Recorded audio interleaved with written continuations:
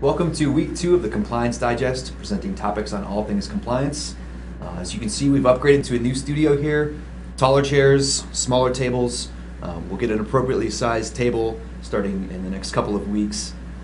But as always, my name is Alex Krenke. With me today is the President and CEO of Quest CE, Alan Krenke. Alan, welcome. Thank you very much, Alex. This week we'll be discussing FINRA Audits.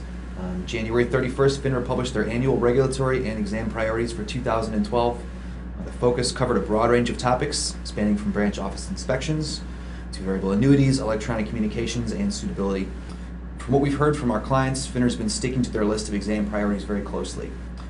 So Alan, from what we've seen, what's been the number one exam priority so far this year?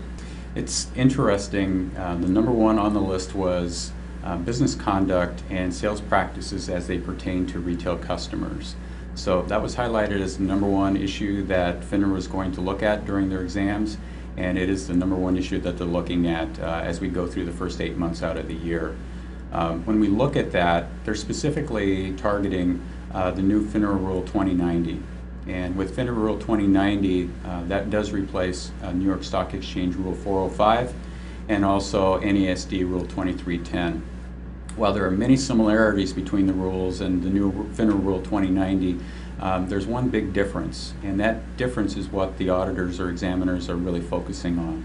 And that comes down to suitability in regard to not just an immediate transaction that would be taking place for a client or a customer, but does that fit into the longer term plan or scheme that the client has identified or talked to the registered representative about. So broker-dealers and registered representatives need to be very clear on this. They need to talk to the client, make sure they understand that this particular transaction does tie into the longer-term plan. They need to document that, both through the questionnaire that the client goes through and then the records that are being maintained by the broker-dealer on behalf of that client. Absolutely. And just to kind of piggyback off of what we were talking about last week, it's exactly true. FINRA audits have been, from what we've heard, more scrutinized this year and specifically in the last couple of years. If it's on your documentation that you said it's going to be part of your firm plan, that it's definitely going to be covered in the audit. So you really have to be prepared is what we're seeing. Another thing, earlier this year we anticipated that social media was going to be a focus in a lot of these audits. Initially, the feedback we received indicated that this wasn't really happening, but recently this has changed. Do you have any insight into this? I think it's really interesting what has taken place with FINRA this year in regard to social media.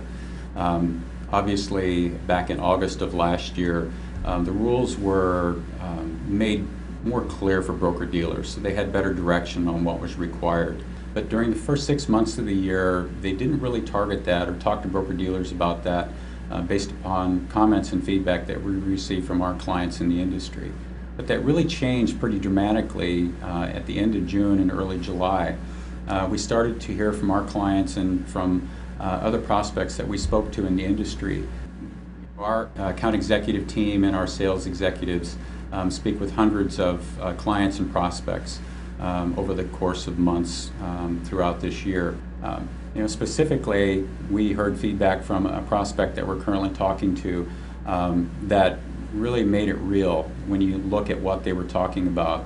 The FINRA examiners came in mid-June. They had 6 that came into their branch, and they are still there as we speak today. Along with the other things that they were looking at, they really focused in on social media. And the first question they asked this compliance officer is, do you have a social media policy in place? And they responded, yes, they do. And they looked at that, and then they asked, how do you know that your representatives are adhering to this? And they indicated that they have to attest to that and they keep a hard copy of that. And the examiner said, okay, that sounds good. I do have a question for you. I did go out to LinkedIn. I typed in your firm, and on that it had over 340 registered representatives utilizing LinkedIn, which is a social media platform. Now, you just told me that your policy does not allow for representatives to use social media, which LinkedIn is, yet I see that 340 of them approximately are using it. What do you have to say about that? And the compliance officer couldn't respond. The examiner then went on to ask the question, they obviously are using it. What are you using to monitor that, the interactions that are taking place? And again, the compliance officer could not respond to that. That's not an isolated case. We're hearing more and more of that coming up as we are in the last half of 2012. And I believe that FINRA really gave broker-dealers a grace period to become acclimated and to get procedures and systems in place to be able to properly track social media at their firm and train their representatives on that.